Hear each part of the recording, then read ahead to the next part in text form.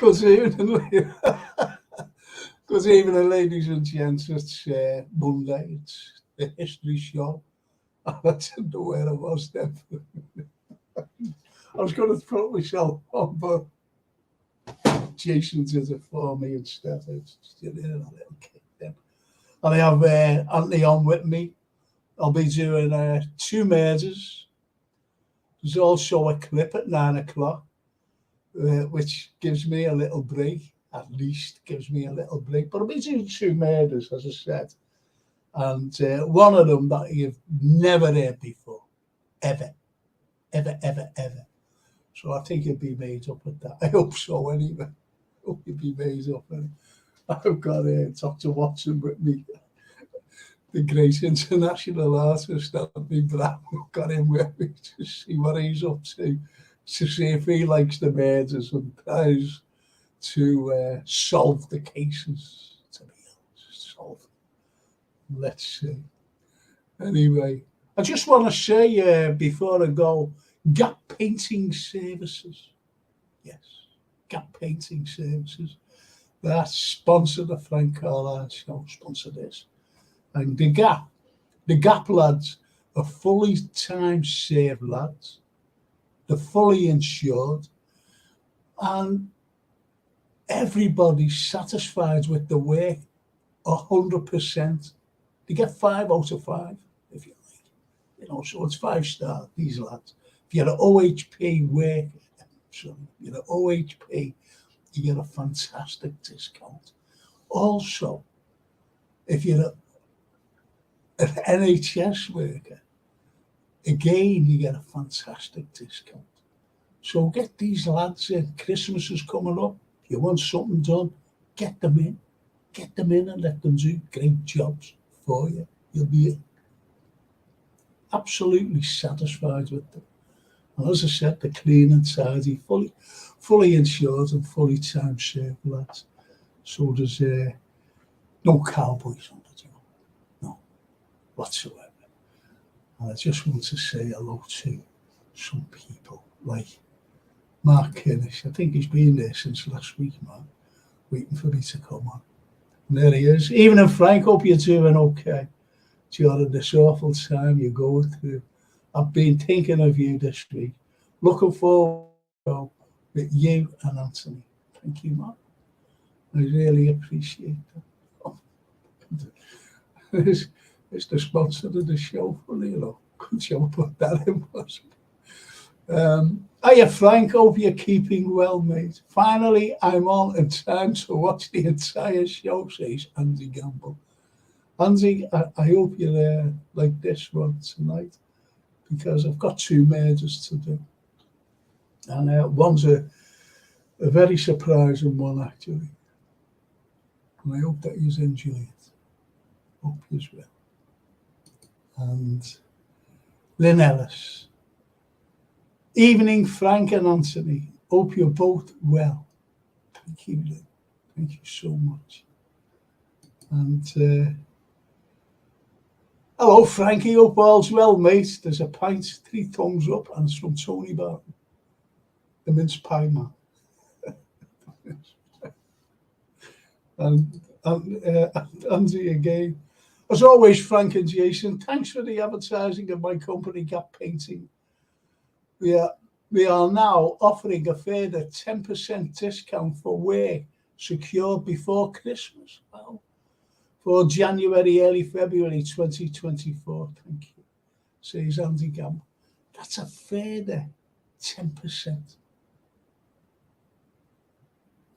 Think about it. Just get these lads in. They're absolutely fantastic. Honestly, they're there for you to do your work for Christmas.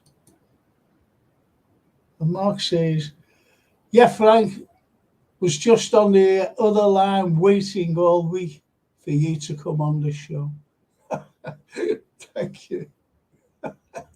Thank you. So don't forget, people, Gap Painting Services, an extra 10% discount. Even if you're at OHP, even if you are, put it this way, an NHS worker, just get these lads in. because there must be a jobs around the house that you want doing for Christmas. Just get them in. Just get them in. And I'm going to bring Anthony on now, Anthony. And there he is. Dr. Watson himself. There he is. Good. You okay? I'm good. I'm good. You're looking good. Thank you. Thank you. What it was, I went down the Aussie last Friday. Was it Thursday or Friday? No, I don't know whether Thursday or Friday, because I was at the doctor's as well on one of the days. So I don't know what where I am. So I went there, Anthony, and I got the all clear from, I was at the elective thing, breast cancer thing. So they gave me the all clear. So I was absolutely delighted with that. And but I still got this thing here, and it is painful, but it's going. The pain is actually decreasing on me, so I'm delighted with that. So that's getting sorted. I've got to go back in 2 weeks to see, if they can just get rid of this pain. I'm on very strong antibiotics, so that's a help. That's a help on dressings as well. So. Yeah. Oh well, you're looking a lot better this week than we did last week. It's the worry, Anthony, isn't it? It's the worry. I know, absolutely, and they, start with it all. Yeah. Yeah. I'm so glad that's the best outcome, that Frank, ever. Yeah. Thank you, Anthony. Yes. Are you looking forward to a couple of murders tonight? Yeah, as long as I'm not a victim or a accused. Yeah. Yeah. Yeah. I was going to.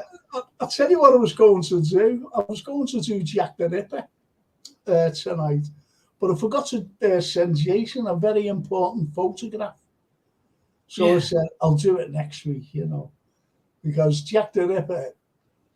I've got the alternative version of Jack the Ripper, and it's good. It really is good. Yeah. So, I was going to do it, but I thought with this photograph, I really need Jason to put it up, you see, because it's very important. Yeah. I thought I'll leave it till, because it was too late to send him it before. Leave it till next week or whatever. Yeah, just next week. Well, I recently read a story which popped up in one of the news apps about every police station has got kind of a room where they keep lock up files and bits of equipment and stuff. Well, this story related to the Jack the Ripper. And it was a police station in London. And forgive me, I forget the name of the station. But within the archives, they found all his paperwork, and they found this elaborate carved cane. So a walking cane, but the top was carved in a portrait of a face. Okay. And reading about it, that was all connected. It was gifted to Aberline, the detective. It was on the case. And when I started to read about it, it was supposedly, I think, a portrait of the killer, Jack. Yeah. And then more I read about it, and then you do cross-reference and search and stuff. There's apparently a gift to every one of the officers who worked on the case, had one of these canes with the same portrait carved in it. And I thought, wow, that's a bit macabre, but how fascinating is that? It is fascinating. Well, if I was doing it tonight, you'd just say that's fascinating, because I do. And it's normally it's a 3-hour lecture about it, but I Yeah. have to do is I have to condense it into like 3/4 of an hour, if you know what I mean. Yeah. It's like writing a prose novel, but putting it in the way I have to do it is put it in a poem, if you know what I mean. Shorten the version, and it's Totally. really good. I hope it is anyway. But I want to do this one actually because I think you'll find that this first one, as I said, I only do the likes of controversial ones, and it's sad the way some people look at these crimes and they're full of controversy, if you know what I mean. They're full of controversy, and one of them is this one. And this trial has actually started on the 27th of June at the Assizes, St George's Hall, 1946. So it was just like less than a year, well, a year after the ending of the war. Yeah. The ending of the war, just a year or so. And this happened, I'll tell you where, well, presiding, I'll tell you who the judge was. And it was a Mr. Rowland Oliver. Now, Rowland Oliver, he used to be a defending barrister.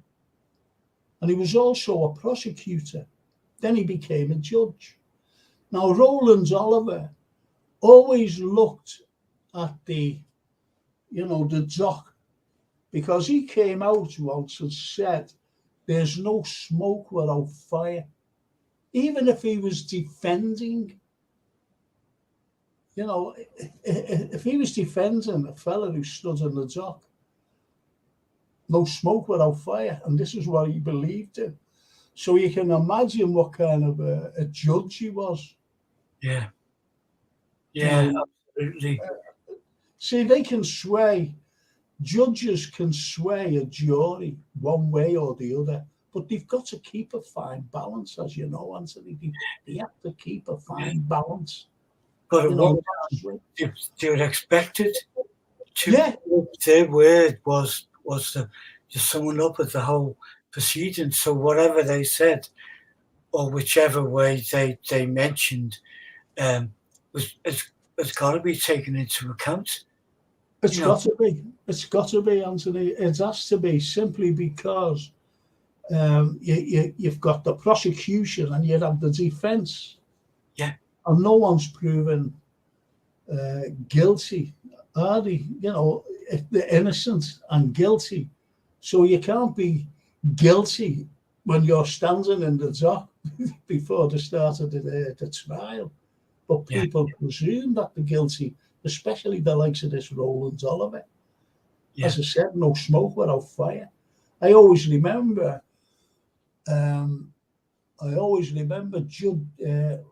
Christmas Humphreys. His name was Christmas Humphreys, and Christmas Humphreys was a barrister. And he was a barrister, he was a prosecutor during the Timothy Evans case. Yeah. And he was found guilty, and he wasn't guilty. He wasn't guilty. Yeah, he was hanged for the murder, what Reginald Christie did, of his wife and child. He got hanged for it, Timothy Evans. Yeah. Unfortunately, that Christmas Humphreys, after he was found to be innocent, after he was dead, that is, he said to Christmas Humphreys, so what do you think? And he went like that. No, he was guilty. He said he was still guilty. And even the other fella said that he did it. Reginald Christie said, yeah, I murdered Timothy Evans' wife and child. And he still believed that Christmas Humphreys, that Timothy Evans was guilty. And this is the way they are, these people. They don't like to be proved wrong one way or the other. No. It's just terrible. You have them, and then you have the the sycophants, the sycophants who follow that Oh yeah, line of belief, yes, and then, you know, unfortunately, we live through it day in, day out, both yeah. politically and through the media, you know, which is another trial of sorts itself, you know. Well, anyway, let's get through. I'll just say a few. I'll get on with the trial now. I just want to. Mark Kinnis, evening, Anthony. Hope you're well. Thank you, Mark. Good evening. Yeah, I'm getting there. I really am. Thank you. Thank you. That's lovely. That Tony Barton. Hello, Anthony. Hope you're keeping well. Thank you, Tony. Great name. And that's there's a pint there for you and 2 thumbs up. Yeah. Oh, thanks. Should have 1 pint, 2 straws. Those already sent me a pint. And Mark Kinnis says, so pleased you got the all clear. Thank you, Mark. Yeah. Best news of the night. Every time you come on, Anthony, I always look at your guitar, keep expecting you to come along playing it. We'll sneak it in. We'll sneak it in one night. I'll have a quiet word with Frank and we'll sneak it in. Yeah, we can do, can't we, one night? That'll be great, that. Yeah, do that. We'll do that. Karen Kariaka. Good evening, Frank, Anthony, and all the crew and listeners. That's true. Karen, hope you enjoyed the show. And there's a big red. I'm back. Have you missed me? Frankie Boy says, Red Beard. He comes on the, the podcast I do about Liverpool Football Club, Yeah. And he's a big red. And he's been, I think his dad's been sick or something. But anyway, he's back on. And it's nice to, I'm back. Have you missed me, Frankie? Of course, I miss everybody. Don't say. Everybody. Red Beard. And Sammy Brennan. Hello, Frank. Hello, Frank. I got on your show early tonight, so carry on regardless, mate. I'm all ears. Okay, says Sammy Brennan. Thanks, Sammy. And hi, Anthony. Great to catch you, mate, says Andy Gamble. Hi, Andy. And you too. Thank you. And he says, great to hear you're on the med, Frank. Hope the pain eases ASAP. Can't be having a Mr. Liverpool unwell. No. Thank you. Right, so I'm going to start this, right? This trial. So, presiding Mr. Justice Roland Oliver. What a name. Prosecutor Mr. Henry Nelson, King's Counsel. King's Counsel. And the defence, Mr. Basil Mead, King's Counsel. So these are all King's Counsels now. These are all top barristers. And on May the 20th, 1946, police surveillance team observing Bobby's manicure lounge in Tempest Day. This is just off Dale Street, by the way, in the city centre. So there they are, observing this manicure place. So you can imagine what the manicure place is, what it's all about. So anyway, they're observing it to see who's going in and out. Any skullduggery going on. So anyway, they decide to go to Exchange Station to make a telephone call to the shop, but there's no answer. So think about this. I want you to think about this. There's 2 cops looking at this manicure place, and they decide to go up to Exchange Station. Think about it. This is Tempest Day they're in. We go up to Exchange Station to make a telephone call to the shop, but there's no answer. Ask yourself this. Why didn't one go? Also, Why didn't he just go along to the police station in Dale Street? Why didn't he just go there? Simple. Just there. Go there. Don't have to go up to Exchange Station. And don't forget, there's also phone boxes. There's phone boxes around there. Yeah. In Dale Street. So why do that? Why the two of them? This is what you've got to ask yourself. Why did two of them go to Exchange? I'll tell you why in a moment. I'm only being subjective when I say that. This is my opinion. So they go there.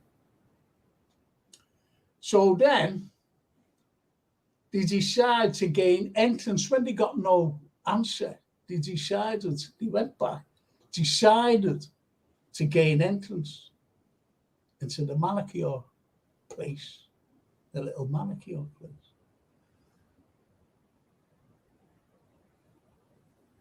And as they're gaining entrance, they're finding a man leaving. And they start to question him. Then they ask for his identity. Now, this is very important. They said, where are you going? And he goes, why? Where are you going? Have you got your identity? Don't forget this is 1946, so you still have to have your identity. So he showed them his identity. So they let him go. So the man said Ella was a prostitute. He said, she's a prostitute and I'm just waiting to have a go, if you know what I mean. So he says, yeah, all right. Anyway, he got off. And the man's name was Thomas Hendren. And Thomas Hendren was from over the water, 9 Rose Street, Birkenhead. So the detectives make a second phone call from Exchange Station and they return once again to the observation post. So as the first time they wanted to gain entrance, he was coming out, the fella, you see. So they went back to the observation, goes back up to Exchange Station, make another phone call, and then back again. Now, they've already seen this Thomas Hendren, and he's got off anyway. So then, at 10 to 5, they decide to enter the shop because they can't get any answer. They've phoned twice, they've seen that fella leaving. So anyway, when they go in, they actually find the lady of the shop, or of the thing, stabbed and beaten. And the body of Ella Staunton was found on the floor. Her head was covered in blood. The length of her electric flex was knotted around her neck. The walls, ceiling, and carpet spattered with blood. Think about that. Think about that. Just think about that. Heavily blood-stained box opener found near the body. A heavy blood-stained box opener. So the box opener, like them jemmies. You know what? You know them jemmies, don't you, Anthony? Just like a Stanley knife kind of thing. No, it's like a, what do you call them? They're claw things, Oh, the shape you can put it there and then leave it open. Yeah. That's the box opener. Jeez. So the police turned their attention. Who do you think they turned their attention to? Now, they found a body. It's been, the body's being more or less mutilated with the amounts of blood everywhere, all over the place. Heavily bloodstained, even the carpet heavily bloodstained. and you know, a noose around her neck. So who are they going to look at it? Oh, hang on a minute, you know, what about that fella? What about that fella who was leaving? What you've got to think of is these fellas who were supposed to be observing got off twice to exchange station. Twice. My question is, why didn't one of them go to make the phone call? Why did it have to be the two who were observing the shop or the manicure parlour? Do you see what I mean, Anthony? Yeah. Because if you and I, you know, were on a job and were looking at this particular thing, whether it was going to be a robbery, whether it was going to be anything, I'll have to make a phone call. We'll have to be... The two of us are not going to go. One of them will say, well, all right, well, you go, make the phone call and come back. Wouldn't you? Yeah. Procedure. Or you substitute the nearest possible phone. Exactly. Please. Exactly. They could have gone to Cheapside. They only had to walk along to Cheapside from Tempest Day to make the phone call. Why go to exchange? Now, why do you think they went the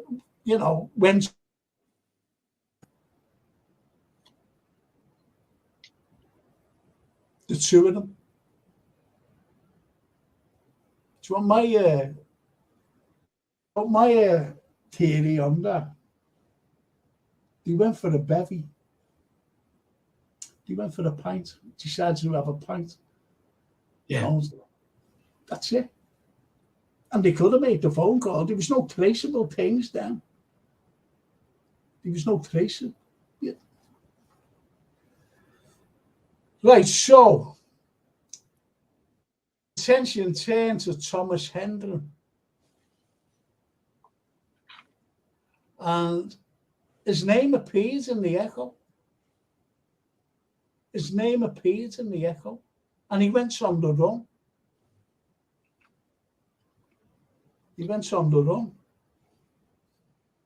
of, they said he's wanted in a connection with the murder of Mrs. Ella Stone.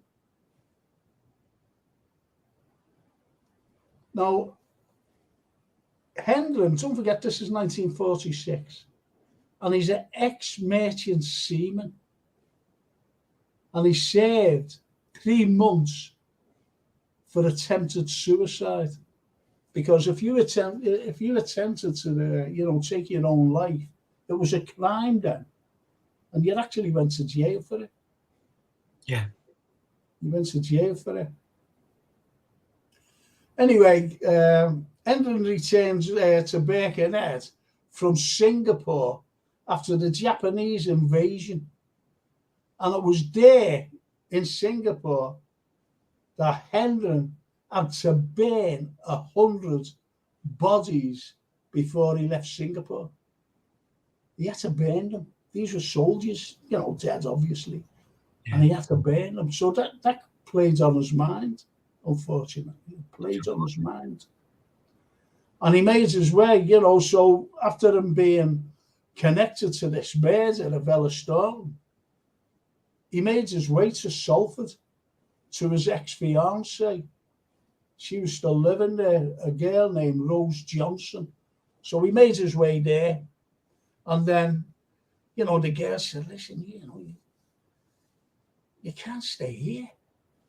So he phones his sister in Llandudno saying, listen, I haven't done this. I haven't done this murder. And they're accusing me of doing it. Anyway, he went for a walk. He left his girlfriend's house and he went for a walk, or flat, wherever she was living in Salford. And he was arrested. And he was taken to Liverpool. And he was allegedly said to the police, all I want to say is that I did it. All I want to say is that I did it.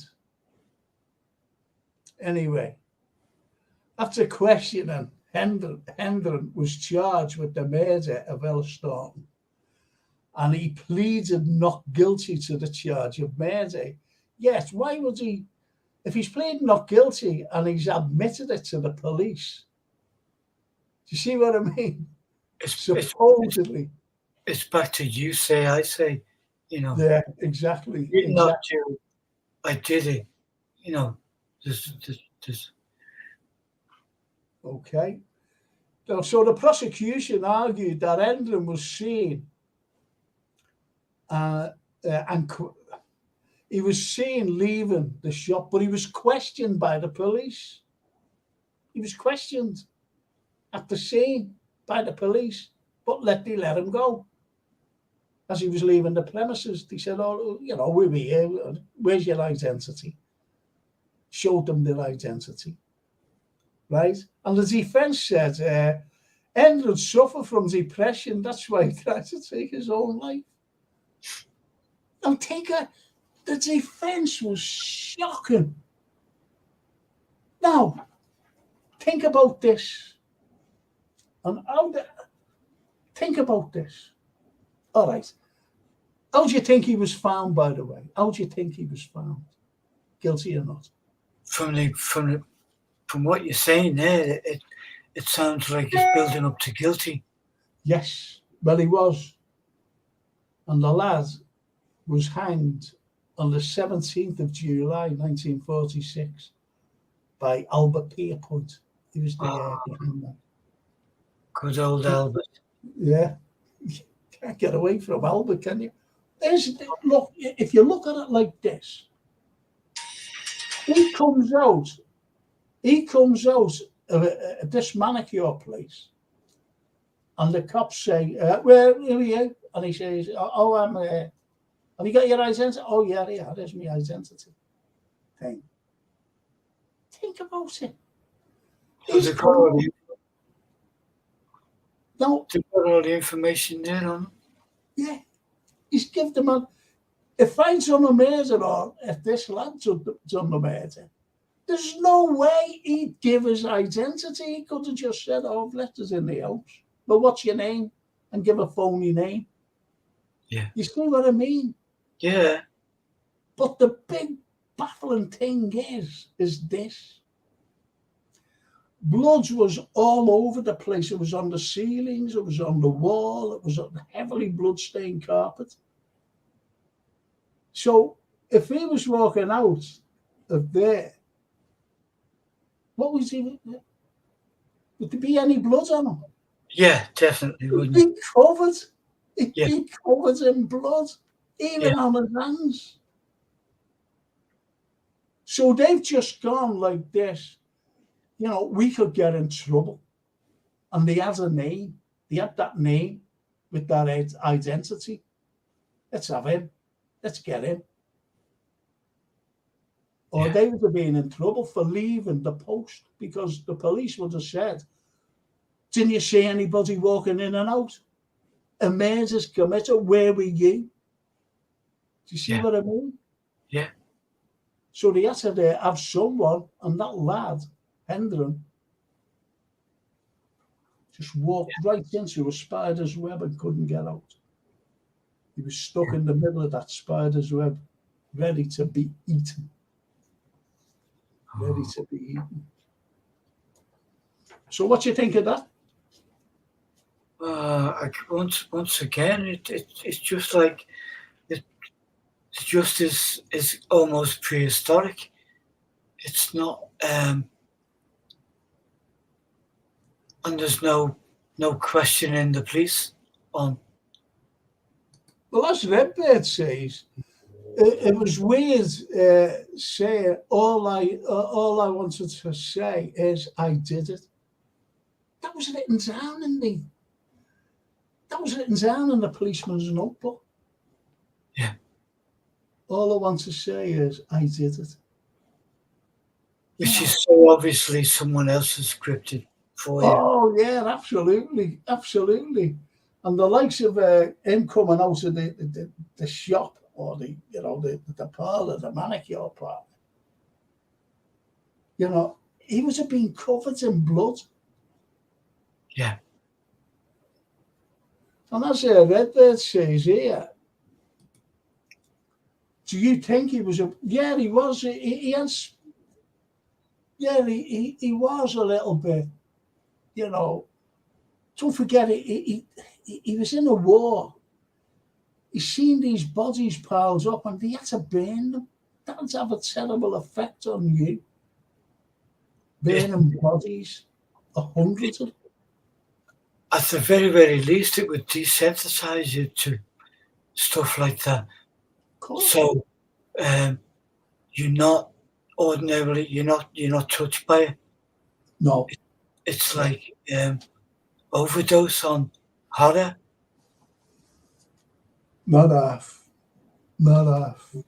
And And it's shocking.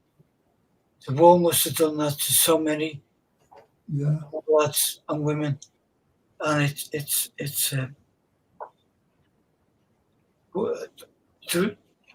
throughout my life. I was born in '61, so grew up in the '60s, the '70s, and the '80s, and the '90s.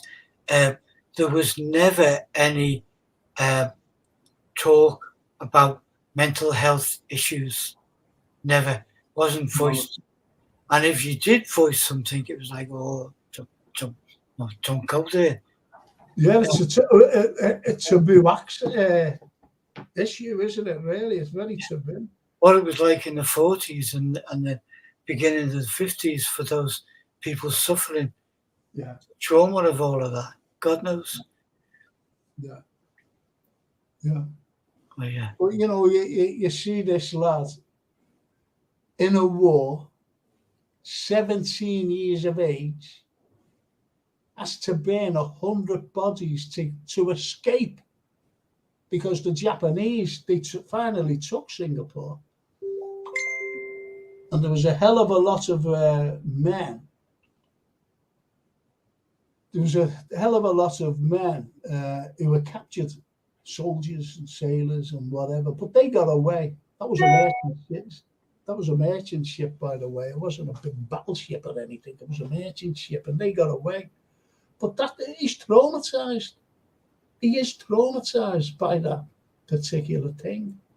But my point is, was there any money found on him? What was the No motive? blood. Yeah. No blood. Nothing. They would have arrested him right away. They would have arrested him if they seen blood on him, which he was sure to have, the way this woman was murdered and blood everywhere. He would have been blood on him. Even if he has it down his front here, just, even though, where'd you get that blood? And it would have been fresh anyway. Yeah. And this is the point. Just walking out. Yeah. And, if he was going to murder anyone, you wouldn't give your identity cards, would you? Just say, there's my name, this is where I live. It's ridiculous. It's a terrible, sad case. Terrible, sad. Anyway, I'm just going to do the first page of this and carry on after the. Yeah. Is that okay? Yeah. Oh, it's okay. I'll do the first page. Murder on the Titanic. Murder on the Titanic. And on the 23rd of March, 1912, 23rd of March, 1912, William Davis escapes from Dartmoor prison. Now, that's on the 23rd of March, 1912. Now, Davis was sentenced to death for the murder of Doris Turney at Exeter Crown Court on March the 18th, 1912. And on April the 3rd, now he escapes he escapes from Dartmoor prison on the 23rd of March, right? Albeit that he was sentenced on the 18th of March. Yeah. Just a week or so before. Yeah. And on the 3rd of April, bodies of Isabel Tierney, Rachel Jones, and Simon Eves found in Haverstock Road, Southampton. And Superintendent George Harvey takes charge of investigation. Tierney, Jones, and were all strangers to one another. They didn't know each other. They weren't friends. They were strangers.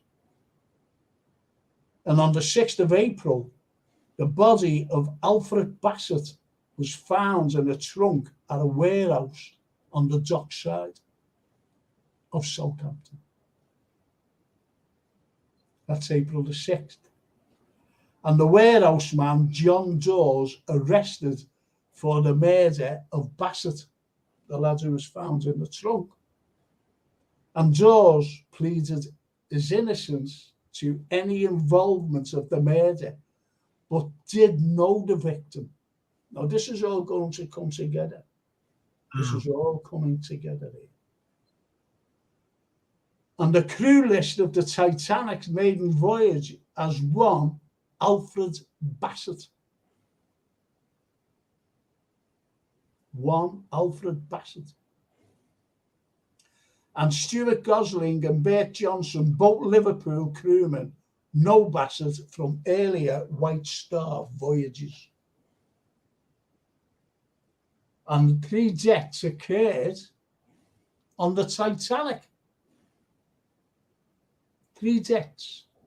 And Captain John Smith, who's the captain, obviously, of the Titanic, ordered that no mention of deaths be broadcast until the ship arrives in New York. Now, why would he say that? Why would he say, don't broadcast this? The same way as we're hearing in modern times, it's just like protect the ship, the legacy of the ship. Don't scare the people. Don't scare the people. Cause panic. Because you're in the open sea. And you've got a lunatic of a murderer running about. Yeah. There's nowhere to go. Is there? There's nowhere to go. You'd be terrified. The only way is to lock yourself in the cabin. And that's why, if it's happened today on a ship, and there's always lots of people on ships, as you know. And you'd be wondering, who's the murderer here? Will I be the next victim? So there's three bodies found now, 3 murders on board the Titanic. Okay. Now, before I carry on, I'm going to add this lovely thing. And it's at the oldie. And it's the Halloween thing. The Halloween, all Halloween. And it starts at 8. DJs Jenko, Chris Sage, and Lewis C. And there's live music, fancy dress, in the big all Halloween on Saturday, the 28th of October. This is this week. Prizes, giveaways, fancy dress, and there's free entry. All at the oldie this coming Saturday. It should be a great night. It really should. So get along there. Really get along there and just enjoy yourself this coming Saturday. It will be brilliant. It will. So that's all there. As it says there, free entry. There's prizes, giveaways, and fancy dress. That'd be great, though. And there's a 1:30 bar. So it's open till 1:30 in the morning. Yeah. That's brilliant. That'd be brilliant, though. Really good. I like that. I'm going to show you a couple of pictures here, Anthony. Yeah. And these are my own prints, by the way. I just love that. Look at that, Anthony. Isn't that fantastic? is. Isn't it? Just absolutely fantastic. And when you think about it, you know, these prints, you've got that's the Mersey. And where it's taken from the Birkenhead side, because that's looking at Liverpool. Yeah, like Woodside or just along from Woodside. Yeah. Isn't it brilliant? Absolutely. Yeah. And what's in the background there, you can actually see St. Nick's Church. St. Nick's Church. Yeah. That's my own print, by the way. I've got that here. That's beautiful, yeah. And I love this. This is a proper photograph. Look at that. Dale Street. And there, you know, it's just where the roof of the tram, and you go to your left, you see the saddle. You see the saddle. Yeah. And next to that is Rigby's, and just up the way from the saddle is the hole in the wall. But look at the amount of traffic there. Yeah. Yeah. Isn't it unbelievable? Horse and carts, and trams. And just behind the tram, what you can see is a hansom cab. Absolutely constant traffic, isn't it? It's just constant, yeah. Heavy loads as well, not just like a little bits on the back of a cart. It's heavy loads, really heavy loads. And fellas then had to lift them, as you know, onto the cart. Yeah. They look heavy boxes, don't they? Yeah. They look very heavy boxes. I love that photograph. I really love it. Yeah. So much life in it. There's loads, yeah, absolutely. Just loads of life. It's fantastic.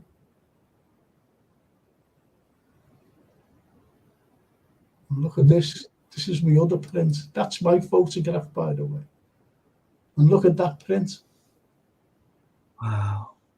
Now look at the custom house. See the colour of it. It was the same colour. It was the same colour as St. George's Hall. Yeah. Just imagine that now, there today, facing the Albert Dock. Absolutely. But what a wonderful, wonderful, wonderful building.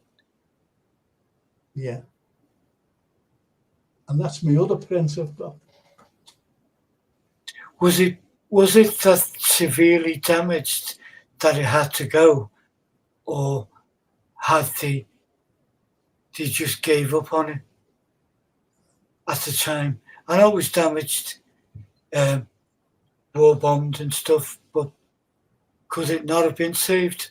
Of course, there was preservationists at the time saying, don't pull it down, don't pull it down. And I would have been there shouting the same. But unfortunately, any public buildings or structures, you were compensated by the government if they were bombed. See, what has happened, where the dome is itself, that was a blue dome, by the way. It was blue. Yeah. And an incendiary went right in the middle. It just came right in the middle of it. And it gutted two-thirds of it. The other thirds was completely untouched. So they went in, put it out. And the next was that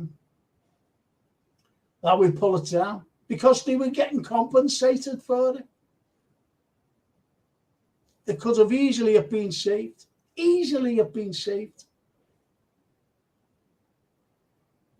It's like the White Star building.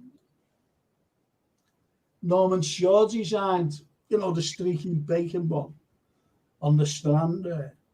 And that was badly hit. Just like that. Yeah.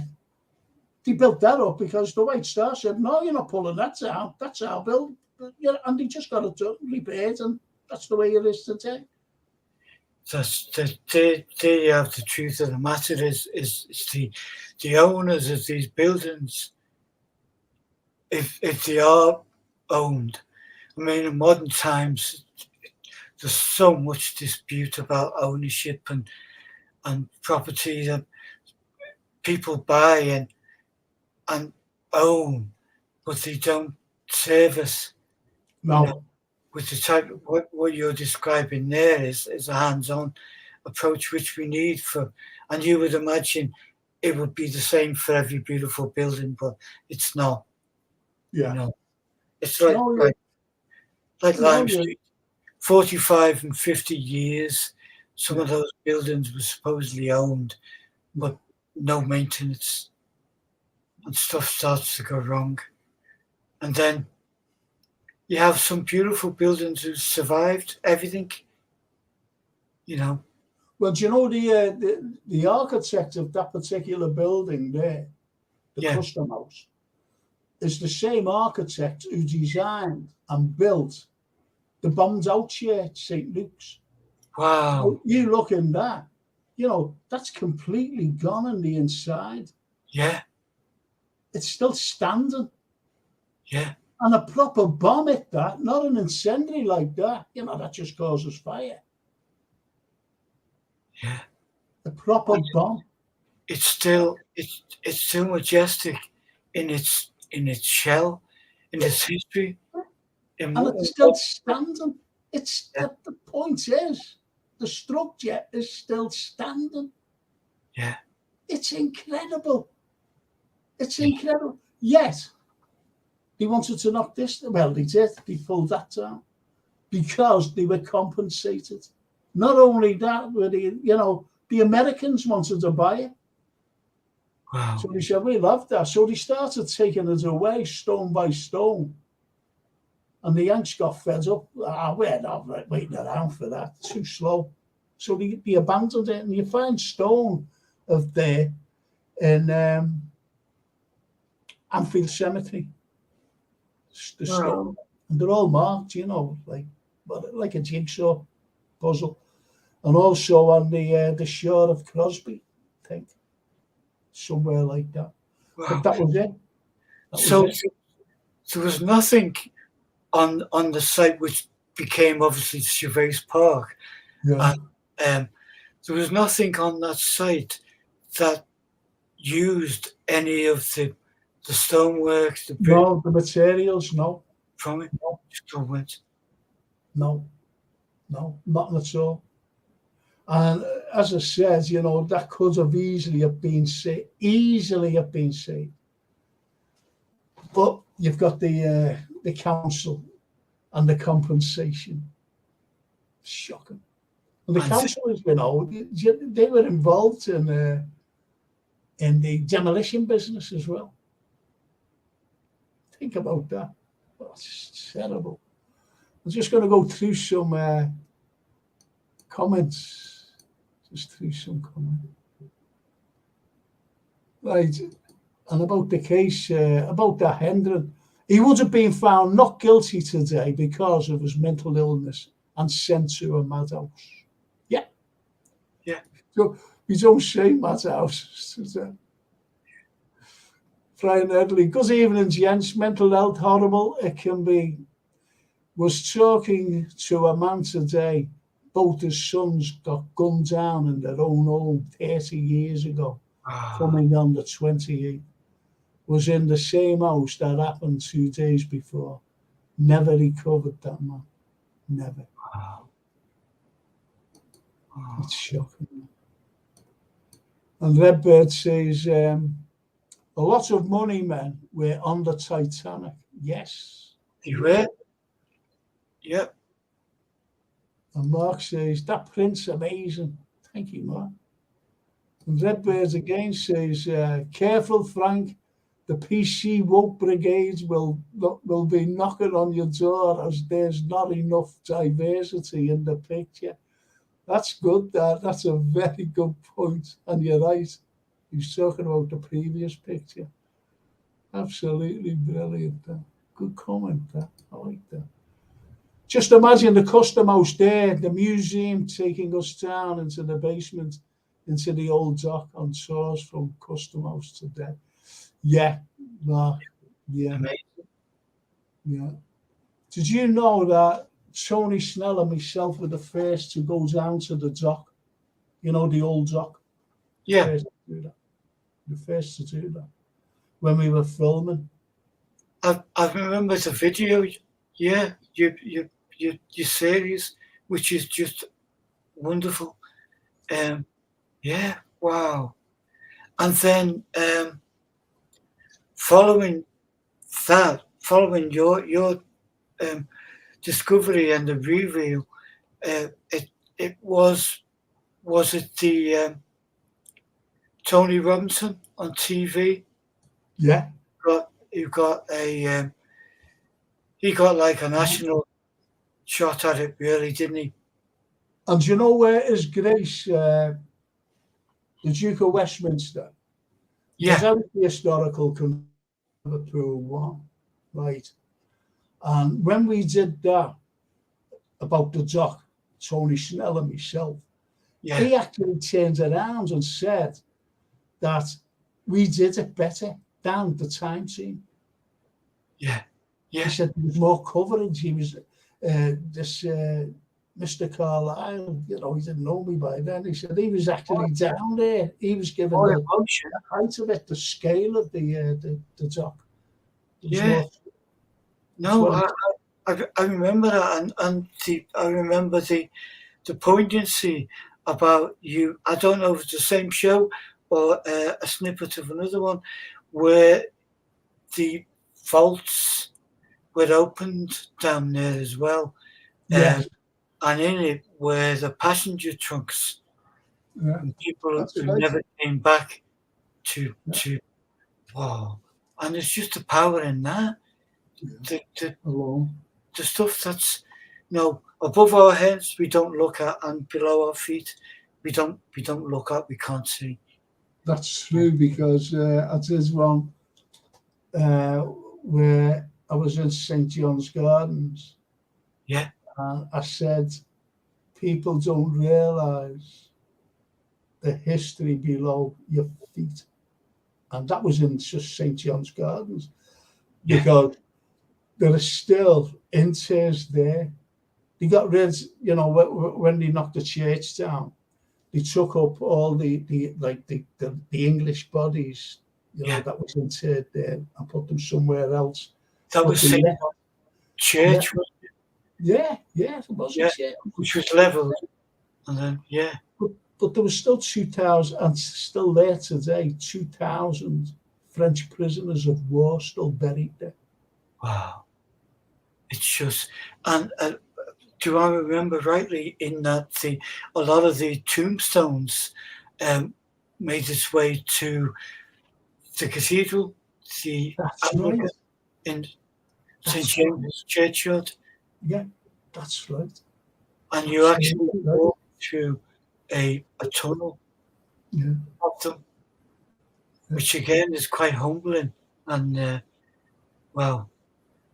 Do you know what? When I go down St. James's, when I've been going down there, and going down that tunnel to get to the cemetery itself, I look at the tunnel itself, and you can still see the chip marks that the workers did to make that tunnel. It's amazing. It really is amazing, when you do it. But what I'm going to do now, I'll carry on with the murder on the Titanic. So I'm going to play a little clip now, and then we'll come back after the clip, and we'll carry on with the Titanic. Is that okay with you, Anthony? Brilliant with me, Frank. Okay, we'll play this clip, see if you all like it.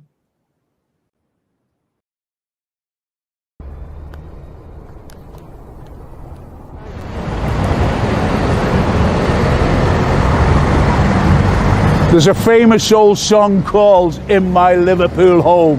One of the lines in it says, "We meet under a statue exceedingly bare."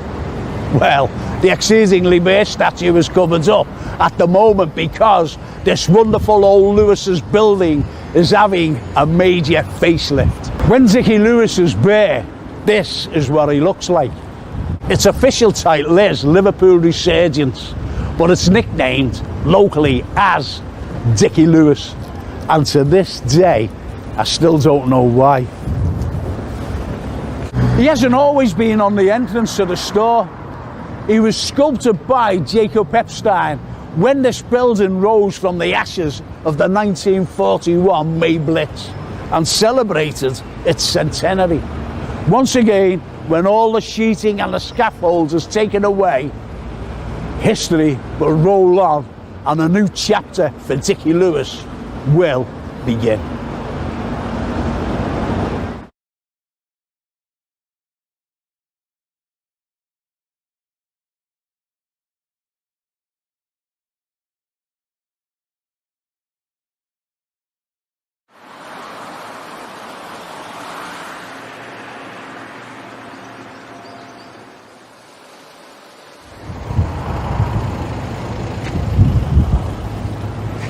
Hey, remember this at the top of Church Street?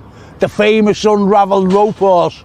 Well, as you can see, it's been relocated here on the Strand. Many people ask what its proper title is. Well, in fact, it's called The Great Escape.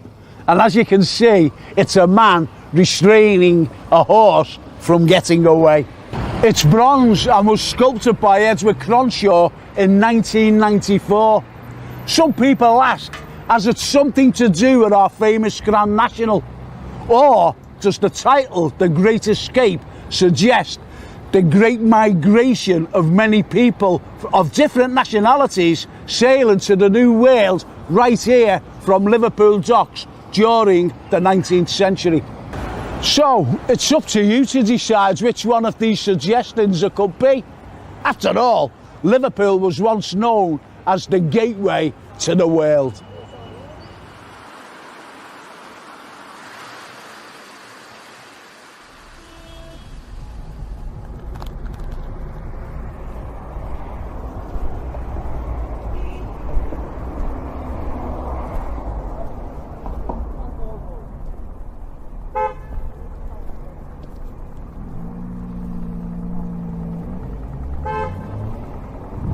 We're here on one of the most famous streets on the edge of the Pier Head.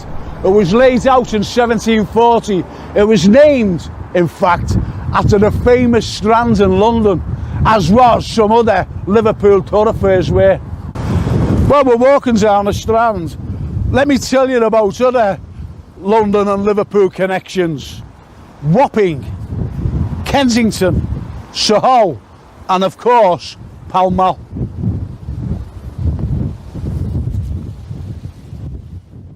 This is the Albert Dock and it runs alongside the Strand. And if we go back to the days of the press gangs, during the 18th century, the 1700s, ordinary people who were going about their daily businesses could easily have been smacked over the head and taken on board a Navy frigate to sail for king and country.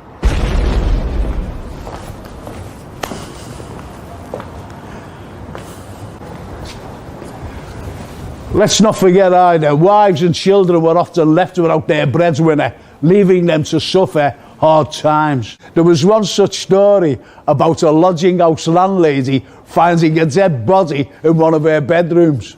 The landlady thought, what's the best way to get rid of the body without causing any fuss?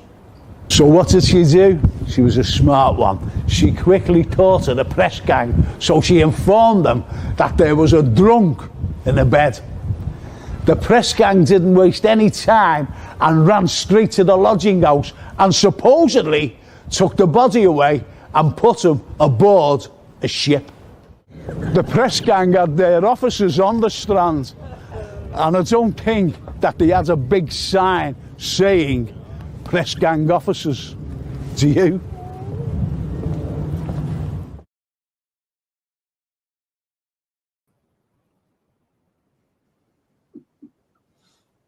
Fascinating.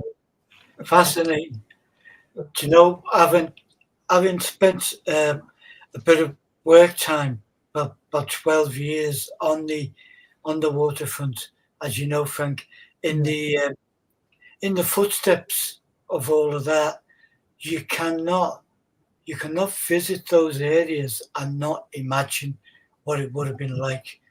The press gangs and all of that stuff, just the sound of the river, just the comings and going of the boats. It's just that to me is Liverpool. That's what Liverpool is. That's the that is Liverpool. You know, at its best, if you know what I mean. The hustle and the bustle through the centuries. Now it's the, you know, you have the hustle and bustle of soldiers, sailors, everyone, from, you know, the ladies of the night to these, you know, criminal type people. Everyone, everything, hustle and bustle, 24/7, and then we've got still the hustle and bustle today, but of tourists. Who come to see our fascinating waterfront. We're more like today's hustle and bustle. We're more like an army of viewers. Yes. And I think, you know, my passion and my love for history has been there since I was a little boy, and it teaches us so much. And that's why we became good friends all them years ago. But it's still the same now. You can't go to certain places in the city without feeling its historical wealth and value, you know. And you come away thinking that you've been given that little bit of my pet hate is glass houses, and not just Liverpool, but every major city now. We start to live in glass houses, whether it be shops, supermarkets, hotels, that mean nothing. Yeah, you're right. You're absolutely right, because they're nothings now, unfortunately. If you look at the three black granite buildings between the Port of Liverpool and the Albert Dock itself, they're nothing. They're nothing. You know, nothing buildings, and yet you've got the three Edgewardian, you've got the Port of Liverpool, you've got the Cunard, and you've got the wonderful Liver. Yeah.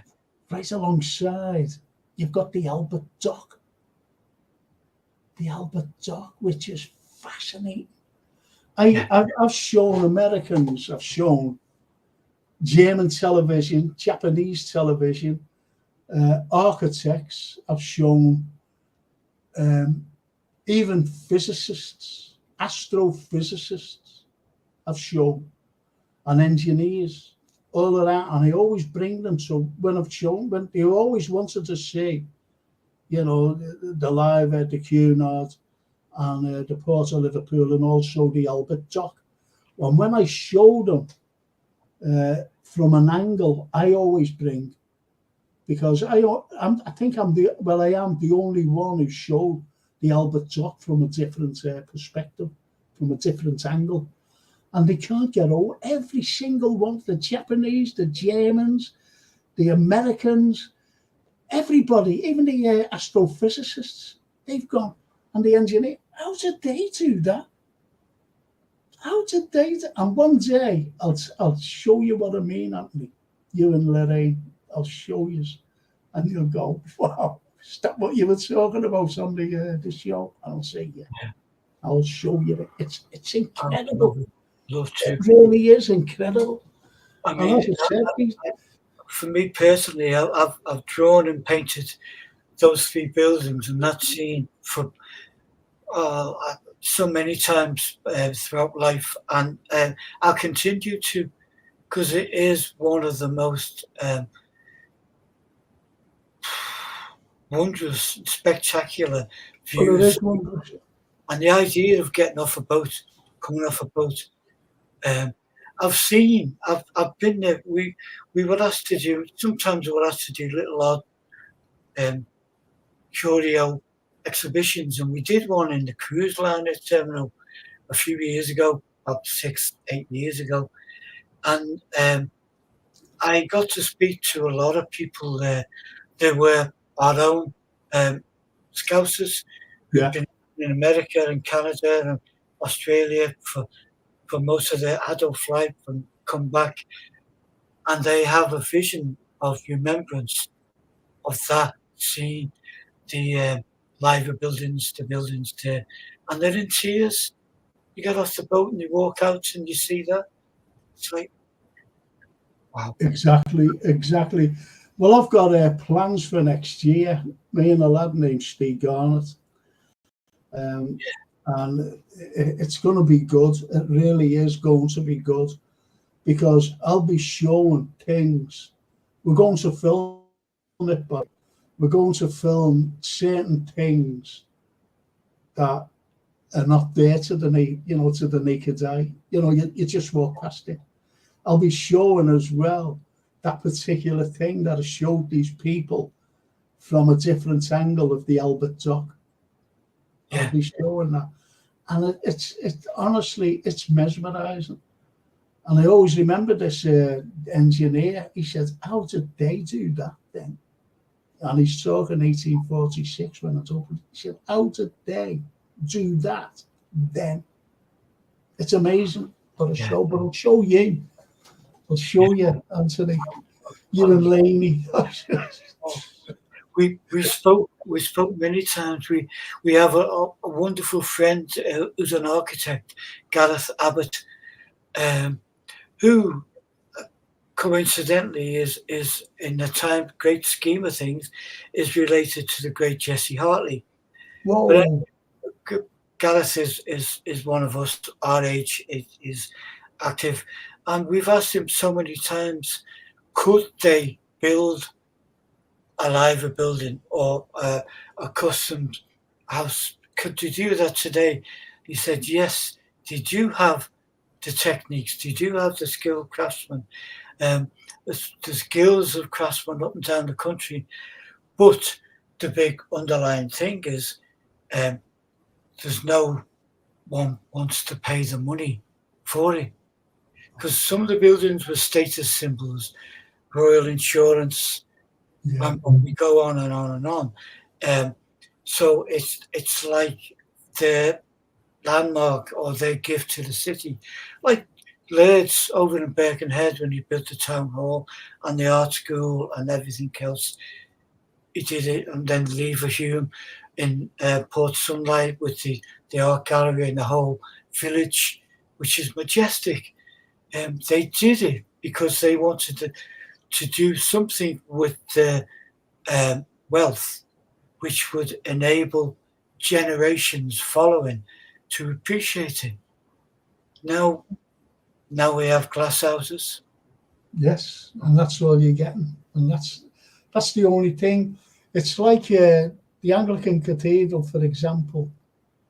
That's the last Gothic building in the entire world. That was the last big Gothic building to be built in the entire world. And it's here in Liverpool, which is phenomenal. It really is phenomenal. And this is one of the beauties of Liverpool and its architecture. And people don't realise, even Liverpool people don't realise the beauty of the architecture of this great city of ours. It's always a big theme for us to engage in conversation with someone who's come from abroad or wherever, and they come over here.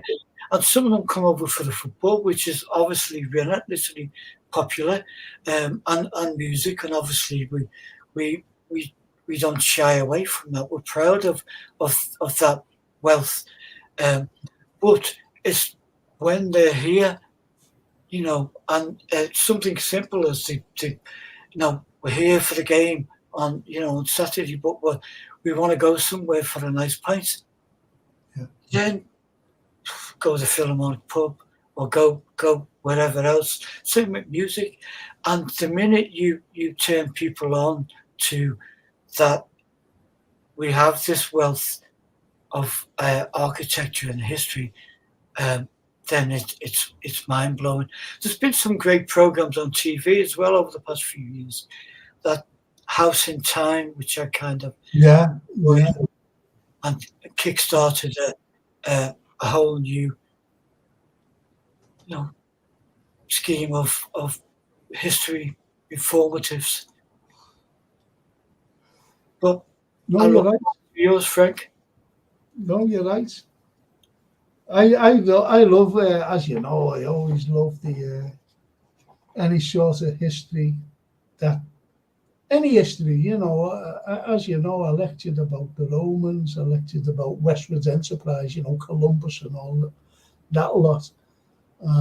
It's great, but when I come back to Liverpool, like the Liverpool team, it's the architecture, it's the character, it's everything, Anthony. It's everything concerning Liverpool, and it's brilliant, absolutely brilliant. I just love it. I really do. So what I'm going to do now, I'm going to recap, and then I'm going to start on, finish this Murder on the Titanic. I hope you like this, by the way. I love it. Okay, so don't forget that a fella named William Davis, he escaped from Dartmoor prison on the 23rd of March. Think of the date, 23rd of March, 1912. And Davis was sentenced to death for the murder of a Doris Turney at Exeter Crown Court on March the 18th, 1912. On the 3rd of April, bodies of Isabel Turney, Rachel Jones, and Simon Eves found in Haverstock Road, Southampton. Superintendent George Harvey takes charge of the investigation of Turney, Jones, and Eves. And they were all strange. Every single one of them, they didn't know each other. They were strangers. Yet they were found in the same house. Okay, same house. And on the 6th of April, a body of Alfred Bassett was found in the trunk at a warehouse dockside. Right? So he was found there. So now you've got 4 murders. And the warehouse man, John Dawes, he was arrested for this particular murder of Alfred Bassett. He was found, he just arrested him, done for murder, yeah. But he pleaded not guilty. He said, I'm innocent and I didn't, albeit that he knew Bassett. He knew him. He said, I never done this. Albeit he knew. He said, I never done it. Anyway, he was arrested nevertheless. And the crew list came out, and of the Titanic, that is. And don't forget, it was a maiden voyage, and there was one Alfred Bassett on that list. So Alfred Bassett, who was found in the trunk in a warehouse, Dockside's warehouse, was a crew member of the Titanic. So we'll pull that together. And Stuart Gosling and Bert Johnson, both Liverpool crewmen, know Bassett from earlier White Star voyages. And 3 deaths occurred on the Titanic. And Captain John Smith said, whatever you do, don't mention the deaths. Do not mention the deaths until we arrive in New York. So that was that. So we carry on. And all three deaths were under suspicious circumstances on the Titanic. So they weren't like just, natural causes or whatever. Suspicious deaths. And the bodies of Mr. William Reed, his wife Norma Reed, and ship steward Wilfred White was kept in the brig. So they brought the bodies hide them in the brig.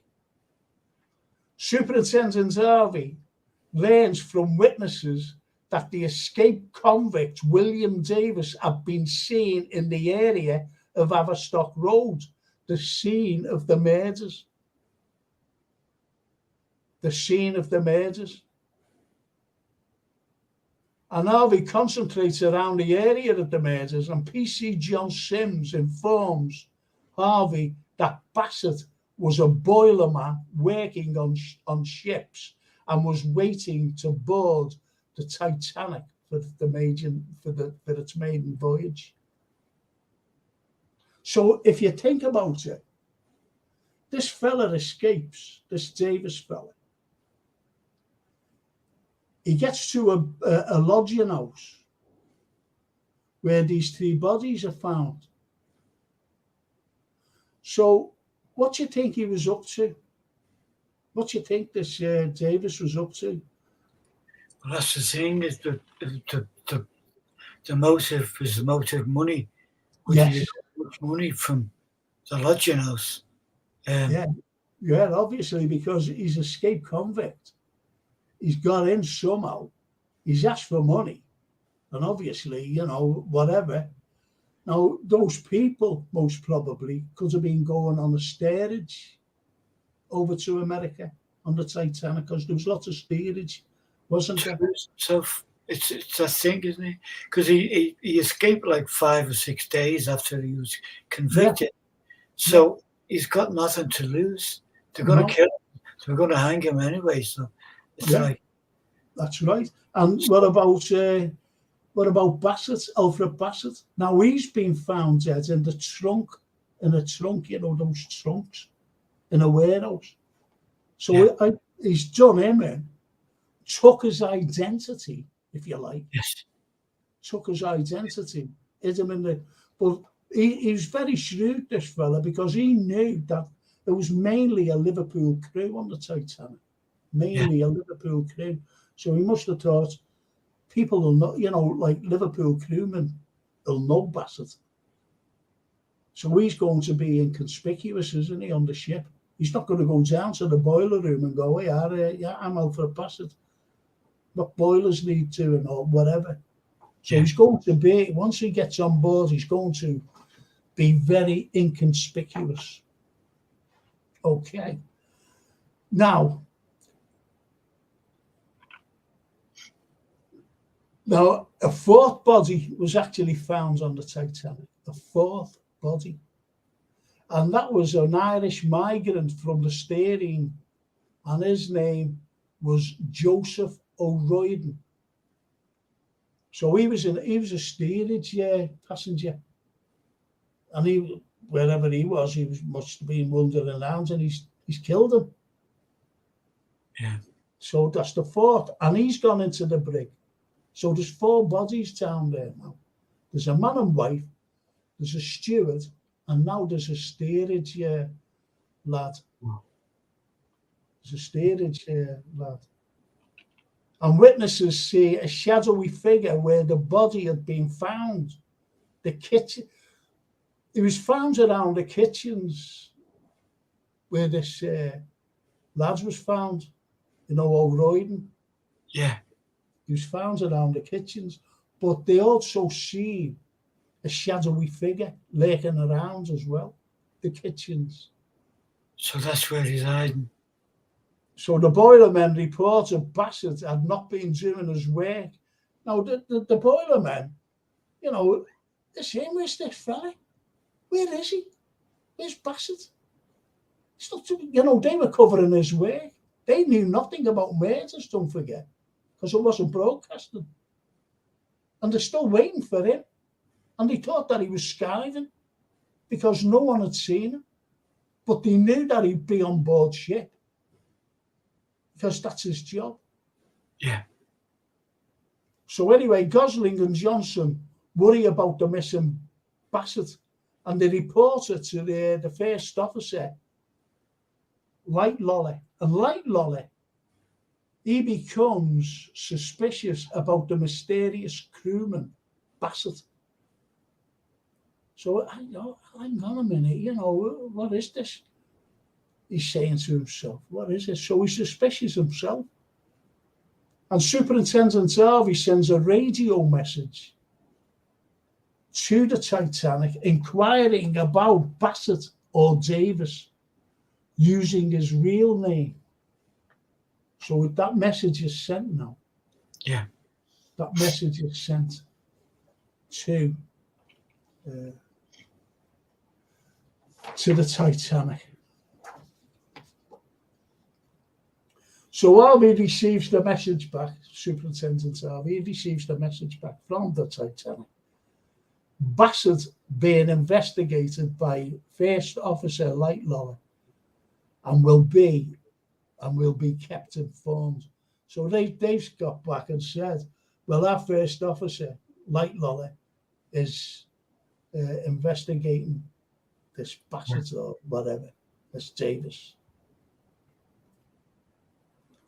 And a special crew members picked to scour ship.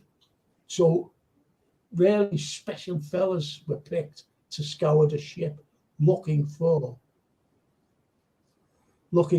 Bassett, if you know what I mean. Yeah. And they found him. They found Bassett hiding. Where do you think he was hiding?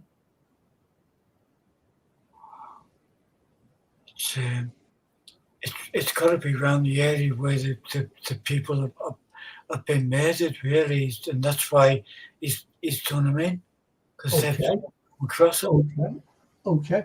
Now don't forget that you had the likes of the couple, the married couple, and the steward. They were all found in the couple's cabin. Right, they were found there. So he's been having a look around. Yeah, he might have got into the cabin itself, and the steward's been bringing in, the couple. Yeah, if you know what I mean, showing them, and he's just got them and murdered them. Obviously looking for money again, or they've already been in there, and he's gone down the corridor, seen them going in, and he's followed them in and killed them. Yeah. See what I mean? For money. Because he's getting to America, isn't he? He's getting over there to America to escape, obviously, the hangman's noose here. Yeah. Okay, so as you said before, though, Anthony, he had nothing to lose. He had nothing to lose. That's why he could murder anyone now, because no matter what, he will be hanged if he gets caught. So, again, he was thrown into the brig. And don't forget that there's bodies in the brig now. And he's thrown in there. He's thrown into the brig. And this is on the maiden voyage. It's sailing. It's going. It's on the maiden voyage. And we all know what happens. Yeah. We all know what happens. And Harvey sent a radio message about the arrest on board the Titanic. So this message came through to Harvey. And he went, whoa, so he's delighted that they got this. Davis, Bassett, whatever. They've got him. And we all know what happened to the Titanic. It floundered, didn't it? Wow. And sinks with 1,300 lives. So that sinks. So to Bassett, to Davis go down with this particular Titanic? Was he one of the victims of the Titanic? Did he drown? Well, funny enough, on the 19th of May in New York, 1912, there was a murder, and it was identical to the murders in Southampton and the Titanic. The very same way that this fella killed. And like Lauderdale and Gosling and Johnson, unfortunately, Gosling's mate, And they knew Bassett, by the way. He was lost. He died. Anyway, and they were under strict orders from Lord Mersey, who led the government inquiry, not to mention the murders on board the Titanic. So, like Lolly, he gave evidence, didn't he, about the sinking of the Titanic, because he was the first officer. Wow. You know, and they were told, even Gosling was told not to mention the murders, not to mention them. Because don't forget that they sent special crewmen around looking for this Bassett, and I think they were all lost. Because there was only Johnson and Gosling that was left who knew about the murders. And Johnson was gone now. So there was only Gosling and Lightlolly who was left because the captain, he went down with a ship, didn't he? Yeah. So, but Lord Mersey, obviously, they knew about the murders because it went back there. It went back to say about the murders. Wow. And as I said, John Smith, the captain said, don't say nothing about them. Don't panic the ship. So they weren't investigated? Well, No, until they would have got to New York. But unfortunately, it went down. And Lord Mersey, he said, whatever you do, don't mention the murders. They've all gone, you know, whether or not they've gone now. Don't mention the murders. And the warehouse man, what do you think happened to him, John Dawes? He was arrested for the murder of Bassett. Yeah. Wow. This is the odd one, because it's the Titanic who've got all the information, and they're not really sharing it. No. So he's not, the warehouse guy has got no real, it was him. Yeah, because they were arrested and they said, oh, he's done this murder, he's done this. And they go, well, you know, he's pleading his innocence. He's pleading his innocence. But as you said, you know, well, who else was murdered? Who else was there? What evidence you got? Well, someone's got the evidence, but, you know, the sinking in the middle of it. Exactly. Well, so how do you think he was found? I think he's probably found guilty. Spot on. And he was hanged on the 5th of May, 1912. Wow. At Exeter County Prison. He was hanged. And that's shocking. It is shocking. And all that. And all that. Right. So, Superintendent Harvey. Superintendent Harvey. Now, Superintendent, he retired from the force, believing an innocent man was sent to the gallows and Davis survived the Titanic disaster to kill again. Because don't forget, those murders, there was a murder which was identical. I'm not giving too much away about, for what I'll be talking about next week, which is the Jack the Ripper. Yeah. Not giving too much away. There was a copycat murder. Yeah. A girl named Martha Tabram in the, you know, the Rippers cases. And they went, the police just got the husband and he said, I never thought it was the Ripper. Look, you know, you can see all the trademark of the Ripper's bit. Because he thought that the Ripper, you know, just slashed and did this. So he didn't.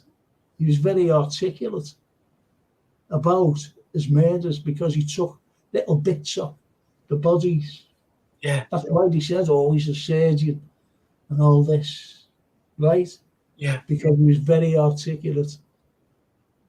Well, because they merged his obvious insanity for committing the crimes with this maniac response as you described, but it undoubtedly was insane, but that didn't make him.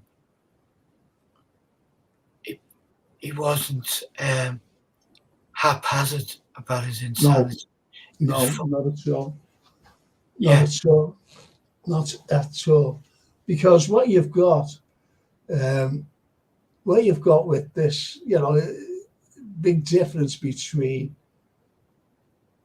Jack the Ripper and, the copycat murder than Jack the Ripper, which was Martha Tabram, and her husband did it.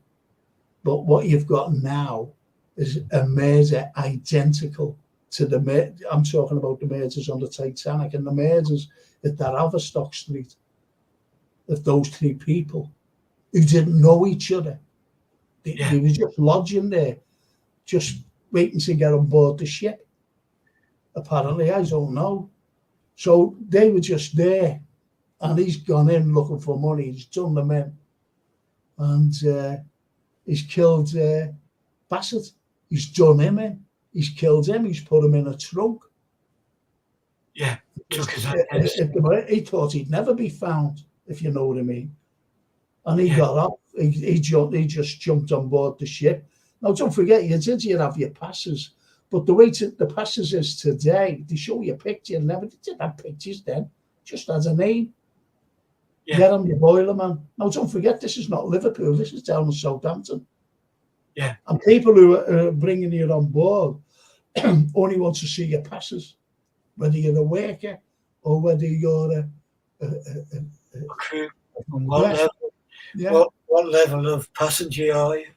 Exactly. Go on there with 9 bob and not have a room or not have a bed, but just, and it's the easiest way to disappear, isn't it? Oh yeah, it's quite easily.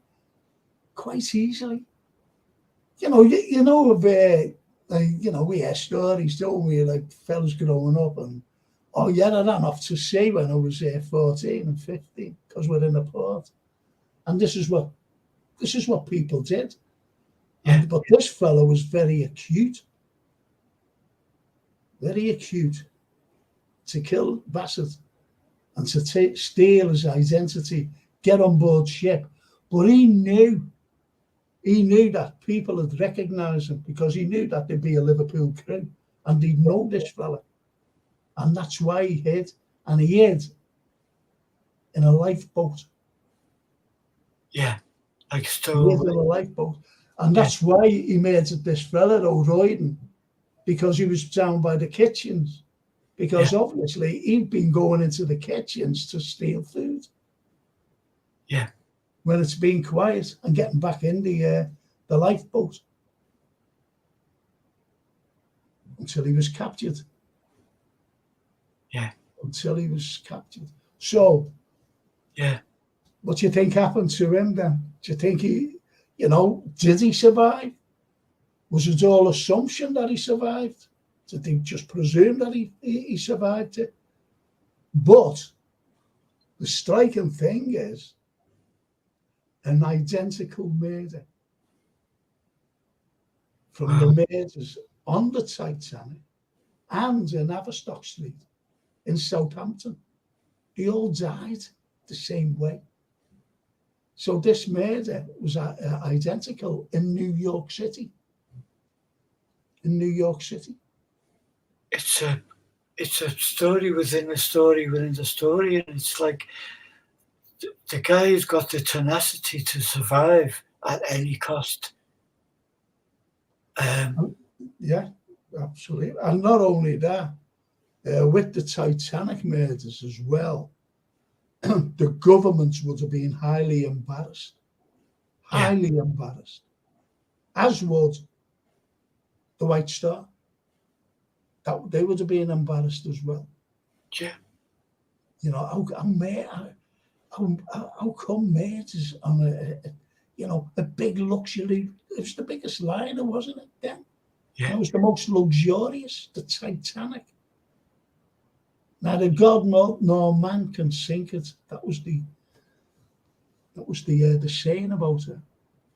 Anyway, shall I tell you what happened? Yeah. I'm going to leave it till next week. I I'm only joking. Should have seen your face. You should have seen you went. It's horrible, that isn't it? I'm open down with the seaweed, but I'm God knows. I'll tell you what happened. Here's what happened. There was a man with an English accent, and he was seen running away from an armed robbery. He was seen running away from an armed robbery on the south side of the docks area of New York. And when he was seen, he was told to stop, and he wouldn't stop. Now, don't forget, this is an armed robbery. He must have had a gun. Yeah. So he was shot dead. He was shot. Witnesses said that he had an English accent. And it was deemed as being none other than Davis. So Davis got his comeuppance. He was shot dead. Wow. How about that? I mean, you can't argue with that, Justice, but it's like, wow, what a story. What? Listen to this. This Red Beardy says, I was just about to curse when you said you're going to leave it till next week. Me too. I knew you should have seen your face. You were, yeah, it's the elements of surprise, because you think, your expressions. What was that? Yeah. That was So what do you think of that? What do you think of that story? I'm totally engrossed. I'd never heard that. I thought I'd heard a lot about Titanic, and do more reading recently because of what disaster happened with the mini submarine and stuff. But I had never heard that. Never heard it. Wow. Just It's wow. unbelievable, isn't it? Yeah. Okay. Well, I'm just going to go to some comments. That was the. And Matt Kinnish was watching Michael Heseltine in Liverpool the other week. He said they wanted to knock down the Albert Dock. And he said, no, you won't. Thank God it was safe. Yeah, I've said that on many of occasions. He saved the Albert Dock and going back then, because he just wanted to demolish it. There would have been nothing there today. And he said, no, do you realise how significant that particular building is? They went, oh, well, let's knock it down and look at it. And he gave, obviously, with the government's help, they restored it to what it is today. I know, it's pathetic. Yeah. And Mark says, yet those black buildings on Man Island are awful modern stuff like Lego. They should have turned Van Island into a garden area as part of the period. That was the plan.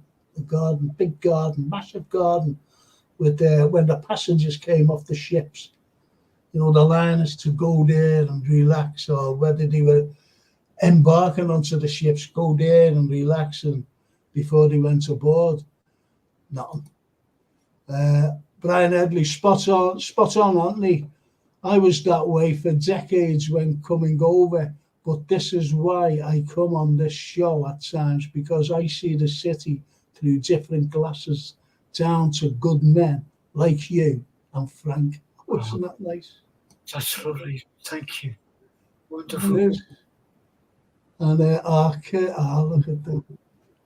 This is JK. He comes on the, the Liverpool podcast. Yeah. And he says, "Evening at Frank and at Anthony. Hope you both are well, bros. Great to see you both smiling. Isn't that nice? Thank you. Isn't that lovely?" It is lovely. That's great. And thank you. And as Redbeard says, it was about to pay. You just said you're going to leave it till next week. I think I gave that away. So was it in Redbeard? I've come back. Now, do you want me to tell you a little bit about that Titanic story? Yeah. Shall I tell you? Yeah. Okay. Well, that story was a play I was writing. Wow.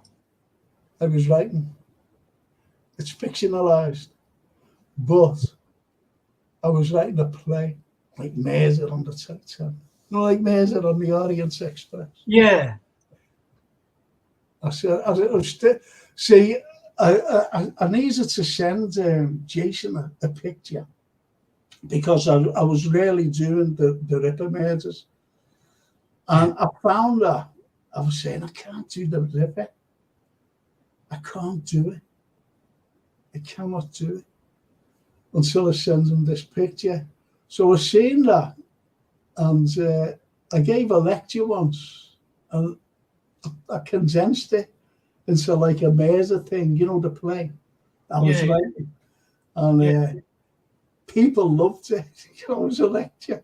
They loved it. He went, "Oh, I've never heard of that before." And so I seen it, and I just said, "I think I'll do this. Just see what the people will think." Wow. So that's what I did. That's what I did. But it's surprising, isn't it, though, Anthony? The way things are. It's like this, I'll get back to this one here. That particular thing. Yeah. That print there. And as you said before about the hustle and bustle and everything else, but look at the building where this hustle and bustle was going on, including the Albert Dock, the Albert Dock. Absolutely. Incredible. Yeah. But unfortunately, they're not there no more. Oh. And look at this one here. Oh. I love that, I love that. We're still here. Yeah, we're still here. We certainly are. I know. This is just one of the surreal things that happen in life, By account and by reading on a piece of paper, I don't have letters after my name. I don't have any degrees with any university. And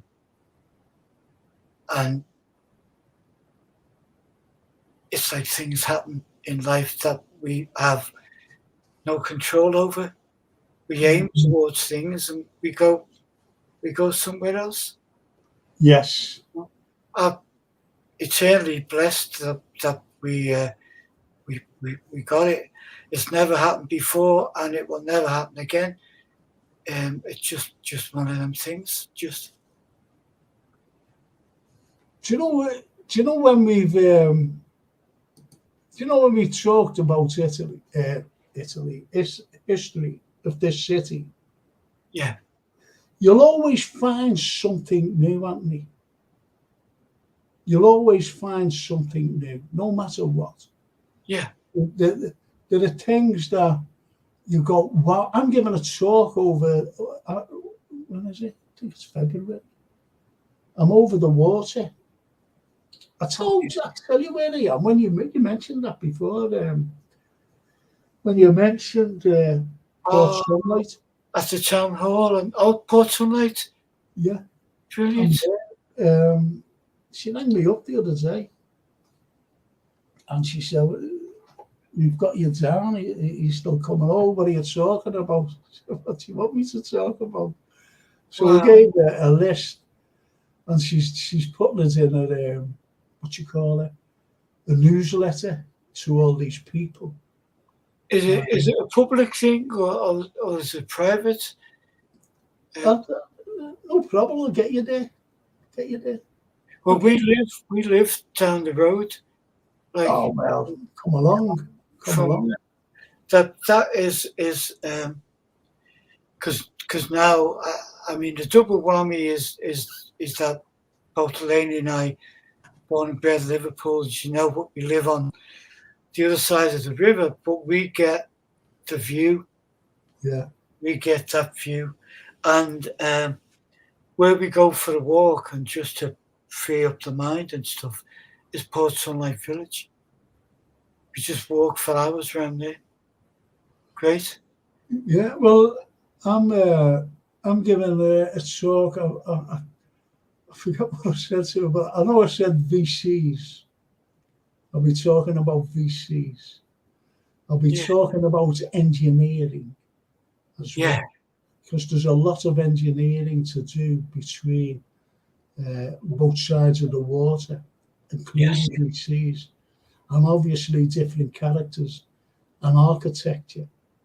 Yeah. And, you know, some of the characters that have come out that have given lots to the world, not just for the city itself or, you know, to the town of over the water, all around there.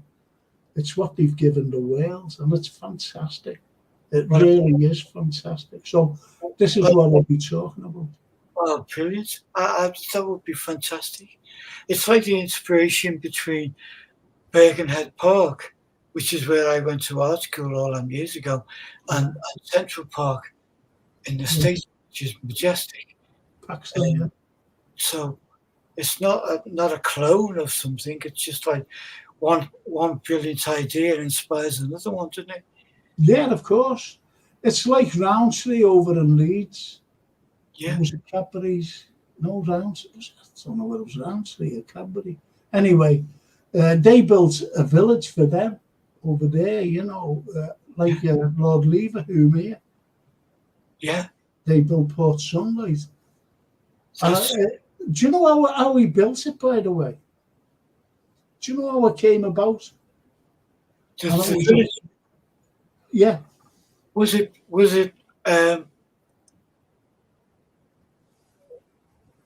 to sustain the workforce? Yeah, it was to sustain, but you know how it came about anyway? I know he had teams of different architects and stuff that would get involved in it, but the overall vision of it was just wow. Well, what had happened when he was going somewhere? I think he was going to his offices or wherever he was going anyway. And as he was going through, there was a diversion. So he had to go another way. Yeah. And he said, look at this is terrible, the way these people are living. And he said, they're your workforce, my lord. They're your work. He said, what? And that was it. He said, they can't live like this. And they had that built. Wow. Isn't that incredible? Just a fluke. Incredible. And the one of my favourite places over here is the art gallery,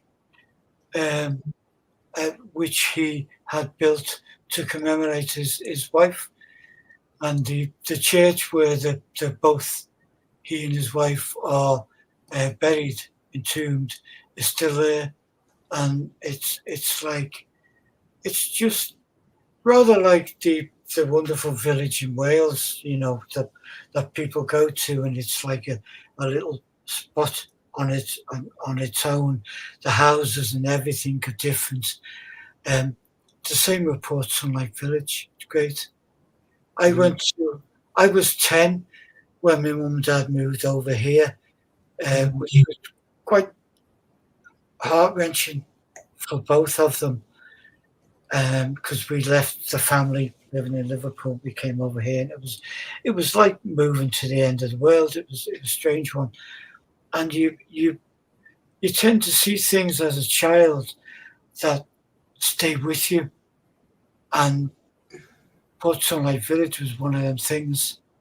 And it's not too far from the area I went to school, and then later art school, till I, became a rebel. Rebel. But this is what Redbeard says. Did the Titanic sink, or what was it? You're such a drama, mate. You're leaving us.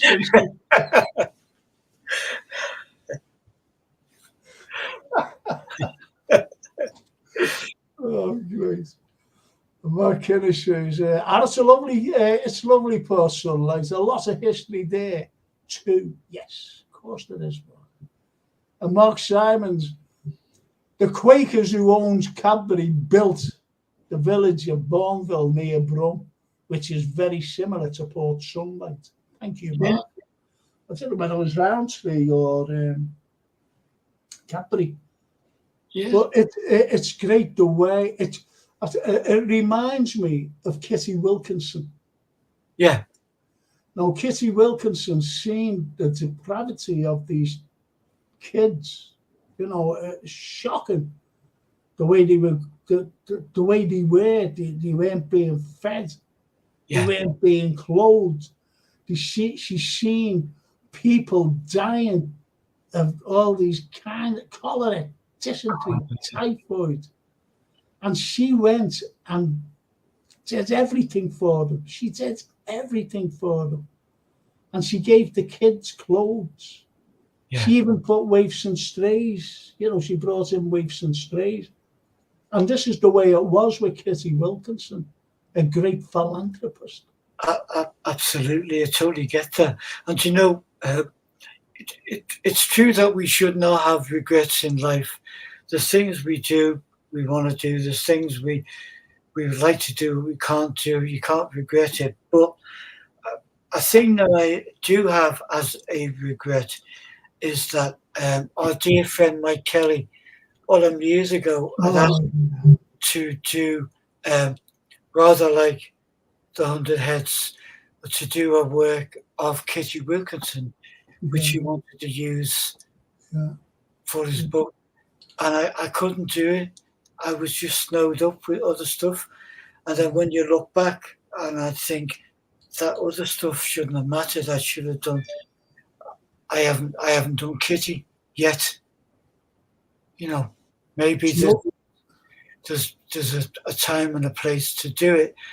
Honor Mike, memory of Mike and his passion for it, and then have it shown somewhere where it'll be appreciated. Well, that's brilliant, that, because as you know, I had written a play, a reflection of Dickens, and we should have put it. Jake Abraham, he was going to direct it and star in it. Wow. And we had the cast, we had everything, and COVID hit us. Wow. COVID hit us. It was going out on the June, it was in the concert room, St. George's Hall. That's where it was going to be performed. Yeah. And they were getting the tickets printed and everything.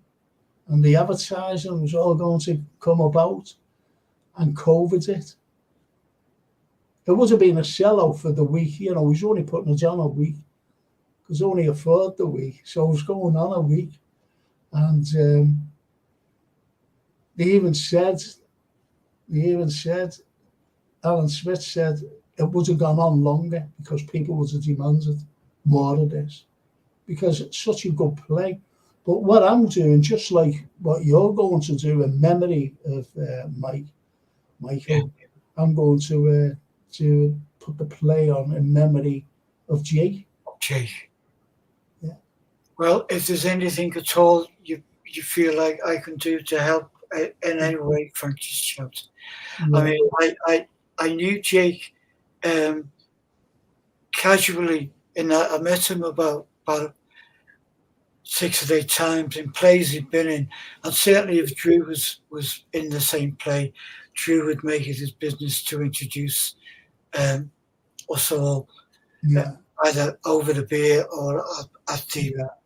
at the end of it. And I'd love to show Drew actually the script, and and the rest of the people who we worked with.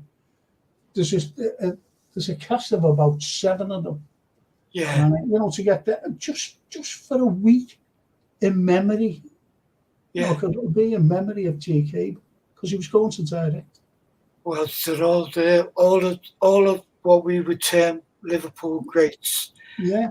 In theatre, acting, in stage, and film, and music, are all saddened and touched by Jay. I knew him well.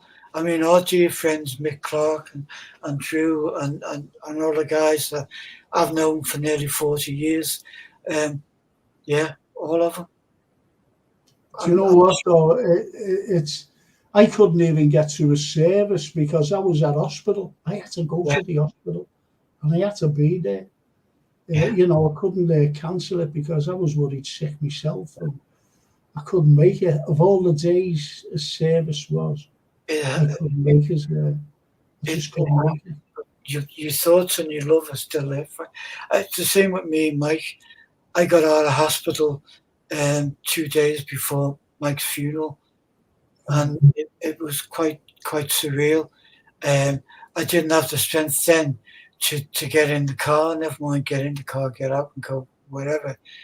And it's a sadness, but a strange thing. I put up when I heard he died, and we talked on the day on your show. I put up a photograph I took of Mike, which was at our friend Dave Charter's book launch over in Birkenhead in Oxton Village, a little tiny bookstore, and Lainey and I were there, and it was a bleak, miserable, rainy night, and then Mike walks in the door, and he had his cap on, his coat, and big beaming smile, and I got a photograph of him, which is one of my favourite photos of him. So I put it up on Facebook, as you do, and I expressed our sadness that he'd gone. And then when we couldn't get to the funeral, I was seeing pop-ups of the family and church stuff mentioning him, and there's the photograph. So someone had seen the photograph and thought, that's a good one of him. And it was a good one. It's the best one I took of him. And I took many of them. I know, as I said, Michael was a dear friend as well. We used to have a little chat about everything, because he loved Kitty, as you know. And I said to him one day, I said, the sculptor of Kitty Wilkinson is an absolute disgrace. That's in St. George's Hall. He said, yes. Yeah. He didn't like it at all. No, I didn't. That's partly why, I feel that I should have, I should have been more involved in his Kitty. I wanted to be, it's just one of them things, and you can't beat yourself up for it. But now, in hindsight, there's so much other stuff that I would have just shelved. This is we all have regrets. We all have regrets. I've gone through life with regrets, and even very recently, regrets. But it's life. It's life. And as you said, with hindsight, we could have done more, but unfortunately, it's the way it is, and that's the way life is. That's the way life goes, yeah. And when I know you've been through it, and we've been through it, and you, like it or not, you reach a point where you think, well, you're faced with mortality issues, and at one stage I'm thinking, well, if I've got 6 or 10 paintings in me, what am I going to do? What do I want to do? Do I want to do anything? And so you have this whole influx of stuff. And then when we're firing on all cylinders, which we have done for so many years, it's like we get in a flow, we do things. But I can hand on heart say that the way we respect and show our love for the people that we've loved and lost is to talk about them and involve them in what we do. Whether I do, whether you write about them, whether we both talk about them when we're on air. No, I think that's great. I think that's absolutely wonderful what you've just said, because, you know, dear friends and great artists were in their own professions. Yeah. And we can't, we won't. It's not we can't forget them. We won't forget them. And if we can do something for their memory, just one little thing for their memory, keep it alive. Absolutely. You know, I just want to go a couple of comments here. Arthur Schofield says, as a matter of interest, where did the title Nestlers come from or come about? I think it's German or Austrian. I'm not quite so sure. I'm sure it's German or Austrian. Why Austrian? That sticks in my mind. That Nestle. I'm sure it's Austrian. I'm sure of it.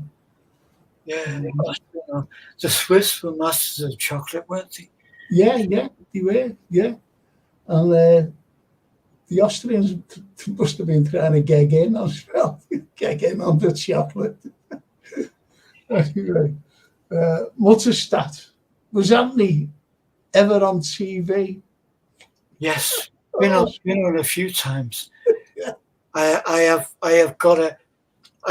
There's one story comes to mind. We were on when the 100 Heads had kicked off, and Les Dennis was in town, and he's doing a series for, I think it was ITV, called Les is Britain, and he filmed me with the 100 Heads when we were at the Echo building. So hypothetically, that goes out on the Tuesday. On the Wednesday, we're at home in our humble abode, and there was a landlord next door. It was a bit of a capitalist, and anyway, we weren't great friends. But he got a bunch of lads who were to dig up and fill in tarmac and stuff, not on our property but on his, and it was causing disruption. And Lainey's sister called to the house, and whatever was going on had distressed her. She came in tears, and I'm cooking bacon and eggs or whatever I'm doing, and I couldn't get out of her who or what had upset her. And it was this landlord fella, but I didn't know at the time. And I went out on the bounce, just storming, and I'm absolutely raging, and I'm saying, which one of you, and the expletives were there, upset your sister, I'll knock you out, bam, bam, bam. And one of them said, whoa, wasn't us. No, there was like 4 guys working. He said, it wasn't us, it was him. And the landlord guy was hiding behind the wall between our 2 properties. And he's sitting there hiding behind this wall. So I had vent my anger at him and then came in. And then Lainey goes out, and one of the guys said, excuse me, love, we might have upset your husband, and we didn't want to do that. We're sorry we did that. But we see on Les Dennis's program last night. We seen him on the telly. So it's this vision of been on telly and me raging like a bleeding lunatic. As you said before, it's just life. Life happens, you know. Yeah. And I do not lose my cool, believe me. No. Are you looking forward to it next week then? Yeah. We'll look up that. You'll be Sherlock, I'll be Watson. Yeah. That'll be 3 next week. That'll be so. I wonder why Frank said J.K. Kismet when your new name came up. I thought he was losing his marbles. Says Red Bert. These are Liverpool fans, by the way. They're Liverpool fans, and they come in on the podcast and they just chat between one another and give comments out. And as I said, lads, tomorrow it's the Liverpool podcast, the Reds. It's all about the Reds. It'll all be about the win over Everton. It'll all be about this game coming up against Toulouse on Thursday. And you never know. It could be a great show. But to all you history lovers and football lovers, next week it's the history show. I'll have another murder. I'll have a clip besides the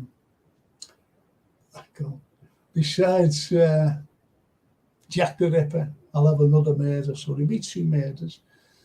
There'll be a clip and there'll be a chat with that fine gentleman there. He keeps looking at me, Mr. Anthony Brown. So, and all you fellas, that's absolutely great. I love these, these are lovely people, the likes of Arthur Schofield. My apologies, gents, for coming on in late regarding. No, it's great when anyone comes in. It really is.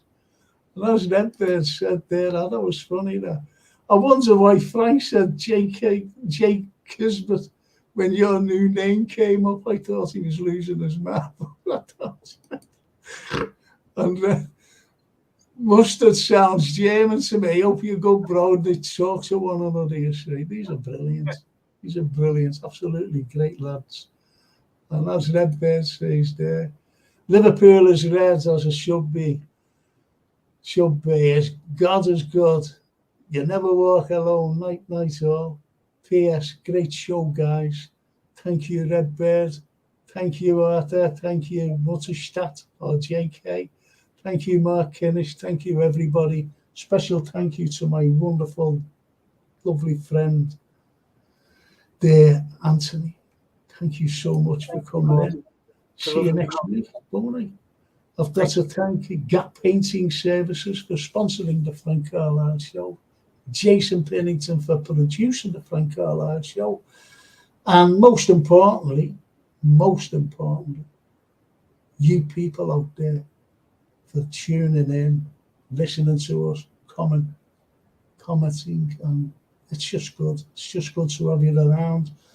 Hope to see you all tomorrow night on the FC Liverpool podcast, football, and next Monday with Jack the Ripper and another man and a clip.